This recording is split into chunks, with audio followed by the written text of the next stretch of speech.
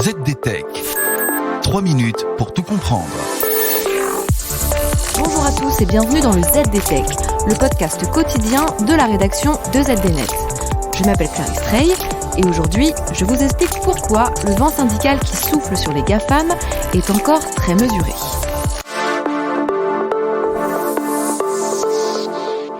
Samedi 18 juin 2022, voilà une date que l'état-major d'Apple n'est pas prêt d'oublier. C'est en effet le jour qu'ont choisi les employés d'un Apple Store de Baltimore pour voter leur adhésion à un syndicat.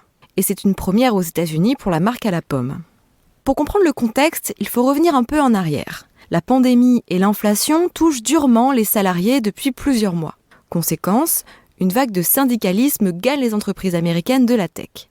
Les revendications des employés contestataires, des salaires plus élevés et une plus grande force de négociation avec leurs employeurs. Apple n'est pas un cas isolé et les entrepôts d'Amazon sont aussi sur le front.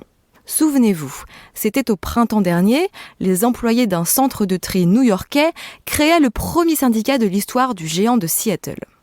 Mais si ces deux victoires sont symboliques, elles restent des exceptions.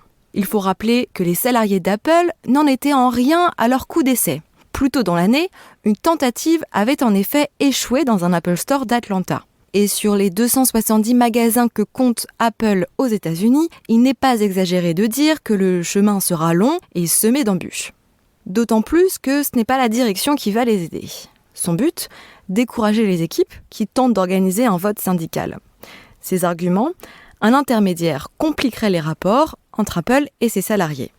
Le géant de Cupertino préfère mettre l'accent sur la confiance et l'évitement des conflits. Chez Amazon aussi, la bataille promet d'être rude.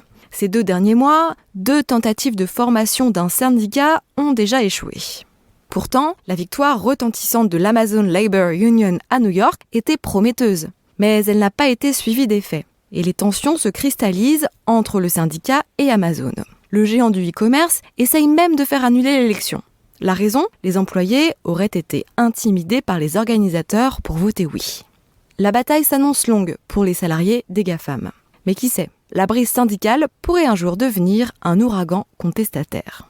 Et voilà, normalement, on a fait le tour du sujet. Pour en savoir plus, rendez-vous sur zdnet.fr et retrouvez tous les jours un nouvel épisode du ZDTech sur vos plateformes de podcast préférées.